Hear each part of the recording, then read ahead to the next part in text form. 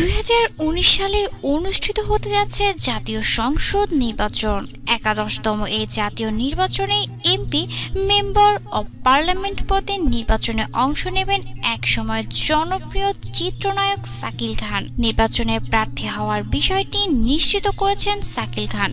তিনি বলেন, মানুষের জন্য কাজ করতে চাই। আমি সব সময় যখনই সুযোগ পাই কারোর জন্য কিছু করার চেষ্টা করি। সেই ভাবনা থেকে সংসদ নির্বাচনের অংশ নেওয়ার ইচ্ছে আমার অনেক দিনের। ক্ষমতাকে মানুষের কল্যাণে লাগিয়ে ভালো কিছু করতে চাই আমি। এর মধ্যে একটু একটু করে আমি প্রস্তুতি নিয়েছি।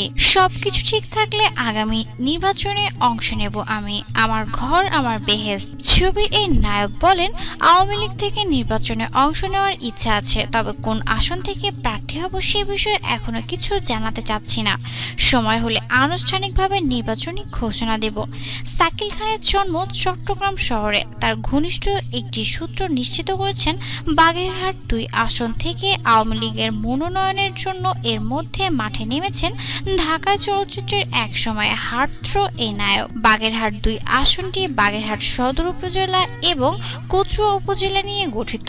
বর্তমান চলচ্চিত্র থেকে দূরে সরে ব্যবসায় মনোযোগী শাকিল খান। ব্যবসার পাশাপাশি সামাজিক কাজেও অংশ নিয়ে থাকেন শাকিল খান। চট্টগ্রাম পাবলিক হাসপাতাল নামে একটি ক্লিনিক স্থাপন করেছেন, যেখান থেকে দুরস্থদের বিনামূল্যে চিকিৎসা সেবা দেওয়া হয়। এছাড়া গাজীপুরে বয়স্ক পুনর্বাসন কেন্দ্র স্থাপনের উদ্দেশ্যে জমি কিনেছেন তিনি। সর্বশেষ এই অভিনেতা দেখা গিয়েছে 5 মে চলচ্চিত্র শিল্পী সমিতির নির্বাচনে।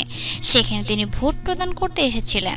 দর্শক, চলচ্চিত্র থেকে এবার তিনি নামছেন সংসদে। তিনি হলেন আমাদের সকলের প্রিয় নায়ক শাকিল খান। এই বিষয়ে দর্শক আপনার মন্তব্যটি অবশ্যই নিচে কমেন্টের মাধ্যমে আমাদেরকে জানিয়ে দিবেন। বিনোদন জগৎ সব প্রকার নিত্য নতুন খবরের আপডেট পাওয়ার জন্য অবশ্যই আমাদের মিডিয়া রিপোর্ট চ্যানেলটি সাবস্ক্রাইব করবেন। ভিডিওটি বন্ধুদের সাথে শেয়ার করবেন এবং লাইক দিতে ভুলবেন না। ধন্যবাদ।